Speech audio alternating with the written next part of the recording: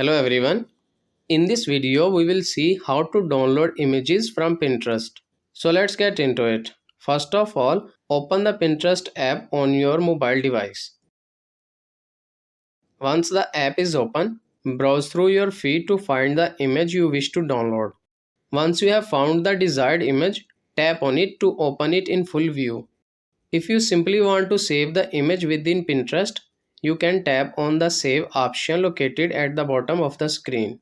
However, if you want to download the image to your device photo gallery, you will need to follow a different process. To download the image to your photo gallery, tap on the three horizontal dots located at the top right corner of the screen.